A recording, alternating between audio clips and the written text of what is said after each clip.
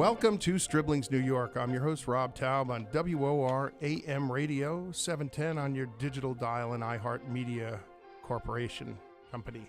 This is a show about business, culture, and people with a wide range of guests from authors, producers, actors, artists, restaurateurs, and today, pig farmers. We also have, of course, representatives from the world of real estate who will help you buy, sell, or rent an apartment. And we'll talk about that later with our producer, Tony Simone. But right now, we have a guest, Chris Andersen, who has a storied career as an investment banker. But more recently, he has gone into a new venture called Mangalitsa by Mosefund. I'll just start it off with that and let Chris tell us a little bit about who he is and what he does. Welcome, Chris. He's here in the studio with us. Welcome. Good morning, Tony. I am a recovering investment banker. I have a small investment banking firm that I run with a dozen partners. But my reason for being here today is my new avocation and business, which is Mangalitsa by Mosefund, which is a breed of pigs that was trapped behind the Iron Curtain for 60-plus years, eaten almost to extinction, and rediscovered by the Hungarians and the Austrians back in 1992. There were only 200 or 300 of them left and alive on the planet Earth. It happens to have some amazing characteristics, one of which is it tastes absolutely delicious. It is being called increasingly the Kobe pork, and I can show you pictures of it that will demonstrate for I'm sure. holding up a photo, so I'm going to tell everybody right now. I'm going to read off the website, www.mangalitsa, MANGALITSA.com. This looks better than Kobe beef. And another thing about it is when I met you, I originally said, oh, pork is healthier for us because it's a white meat, and you said, not my pork. And this is looks like a side of beef. Well, the fact is that if you think about Wagyu and Kobe beef, it is graded on a beef scale of 1 to 12 based upon the redness of the meat and the intermuscular fat. The picture that you're looking at is a 10 on the Kobe beef scale. Anything above a 6 can be sold as a grade of Kobe beef. So how did you come about starting this farm, and give us the history and the story, which is very interesting to say the least? Well, to start the first farm, I happened to be there with my uncle from Denmark, who had been the assistant city planner of Copenhagen and created the famous Strøget in Copenhagen. And when he was visiting the farm, I found that he had sold a small cottage that I'd spent summers at when my father was in Norway in the 50s. And when he told me that, I said, well, you know, you sold Mosefund. If I buy this farm, there'll be another Mosefund in the family. So that's how we came to have the name, which everybody tells me is the wrong thing to have for a delicious food product, Mangalitsa. But I find the name, it piques my curiosity because I saw this and you're like, what Mangalitsa by Mosefund? Is it a new art installation at the Whitney Museum?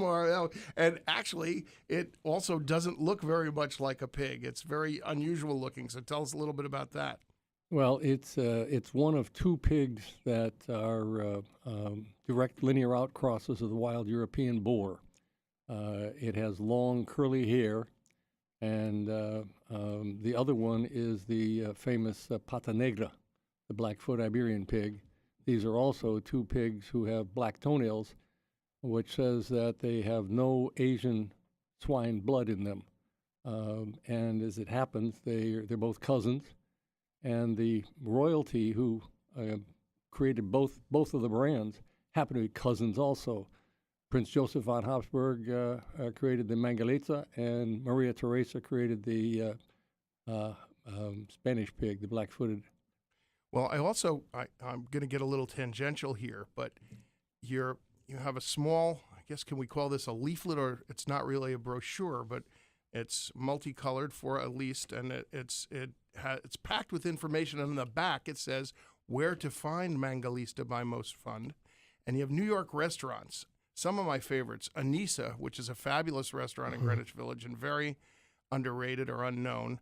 Colicchio and Sons, of course. David Burke, 11 Madison, the Modern, Peninsula Hotel, Clement Restaurant, and many, many more. So let me if I can interrupt you for a second. We have just reprinted that trifold that you're looking at. Okay. The reason being that restaurants change their menus, and we found that we couldn't keep up with where it was on the menu and where it's not. So the best way to find it and get it today would be to get in touch with us at Mangalitsa. Because we can order directly from you. You can order directly from us, and any order over $50 is free shipping from Boston to Atlanta and almost to Chicago. So it's easier to do that than it is to go try and find it in a store. I'm speaking as a non-cooking city guy, and so I will tell you. I cook. I would love to order some. Tony's going to order some. I went to the Peninsula Hotel the other day and went right to the Clement Restaurant and said I would like some of the Mangalitsa pork, and was told we're sorry, but it's only served on Mondays because the demand is too high and we don't have enough of it. Well, if the fact of the matter is, if I could cross the Mangalitsa with a giraffe, I would have a fantastic business because the collar steak of the Mangalitsa is, I think, the best piece of fresh meat I've ever had in my mouth in my life. And I'm almost always sold out of it. When I first started the business, I was trying to sell it as a neck steak. I couldn't give it away at $8. As a collar steak, I can't keep it in stock at $22. And what about the bacon? The bacon was claimed by the Wall Street Journal about 4 years ago to be perhaps the best bacon ever. You can find it at Murray's downtown. In Greenwich Village. In Greenwich Village. Until recently, I didn't have the right to put Mangalitsa on my labels because I insisted that anything that has Mangalitsa on it be certified 100% Mangalitsa. And it took me a couple of years to get the process done through the government. And most people don't realize if you're ordering Black Angus, if it's 50.1%, it's Black Angus. If it says Mangalitsa by Mosefund on it, it's 100% Mangalitsa certified. Well, let me read a quote from the New York Times. It tastes like beef and has more delicious fat than almost any other kind of pig, the New York Times. Quite possibly the best pork in the world, says Chef Mark Forgione. He's a good friend and a good chef. It's just interesting because we also have Dr. Jeffrey Brown on the show today, and he's a regular guest of ours. He's an endocrinologist from Houston who talks about the importance of having good fat in your diet. Well, I would love to have a conversation with him because the Mangalitsa is characterized by having the highest percentage of unsaturated fat, monounsaturated fat of any domesticated animal we know of. The way I feed it and finish it, it has 56% monounsaturated fat and another 7% polyunsaturated fat, whereas beef tallow has 32% unsaturated fat. That's why you don't see beef sausages because the saturated fat goes rancid so fast. Mm-hmm. This really is the best fat for you. A tablespoon provides you with your daily equivalent of vitamin D. My cardiologist took me off vitamin D. He took me off of vitamin E. He's taken me off of my omega-3s and omega-6s. I get them all from the fat of the Mangalitsa. I give you one little gratuitous comment from the only thing I've seen published by a credible layman-type magazine, which was by Auburn University in their Auburn magazine. The opening sentence says they have a large biosecure facility where they've been testing the commodity-grade pork forever for the pork producers. The opening sentence says there is a large, long, curly-haired, primitive, morbidly obese swine called the Mangalitsa. It may contain the secret to defeating diabetes and heart disease in mankind. That's the opening sentence. The last sentence in the article says, and it tastes delicious too. Well, as a type 2 diabetic, and Tony being a great cook. Well, I'm not the cook. I'm sorry. I eat at home, but I'm not the cook. You don't ever want to see me cook. But I would love to figure out how to order this for home. Well, what you want to order, you want to order the burger. The burger. Yeah, and not if you're addictive. Okay. Because if you try it once, you'll never go back. It's crack. I swear to you. You have never tasted life a burger is short. or a I piece think of I'm meat going to like order that. it. Okay? Yeah. We've got some restaurants in here. Also, you've got the Sidewalk Bistro, oh boy, let's see, Brooklyn Cured, Burger and Barrel. And for those of you in Las Vegas, if anybody's listening to the podcast, it's at Gordon Ramsay Burger in Las Vegas at Planet Hollywood. Gordon Ramsay asked me to make a special burger, and I made a burger for his place. He ordered it with no pre-publicity. He'd never had pork burgers on his menu. He has no other pork on his menu at all. It's all burgers. His first year, he did $17 million worth of volume. On the second day I had that in his shop, it was the third highest ordered item, and it's the most expensive burger on his entire menu. He continues, after all these years, ordering 500 or 700 pounds a week from me. And he cost me my first 2 years of growth because I didn't have enough animals available. I couldn't supply it to anybody else. I had to keep it all for Gordon because he was such an important client to me, and he'd done me such a favor by putting it on his menu. Center of the menu with an artist rendering of the pig. Well, since we talk about business culture and people here, and now animals too, there's an interesting business aspect to this, and you as an investment banker can fill us in. How much can your business grow, and how large was it when it started, and where is it now, and what do you see for the future? Well, when I started it, by the way, this is Pig 3.0. When I started it, I couldn't spell pig. I started by just simply sending a chef friend of mine to the auction to buy a litter of commodity pigs, and tried to raise them. And I knew that the Jamon Iberico, the Spanish black-footed Iberian pig, dry-cured hams, was delicious. And I said, they don't allow it in the United States. The USDA didn't approve it at that time. It hadn't been allowed here for almost 3/4 of a century. And it's finished on acorns.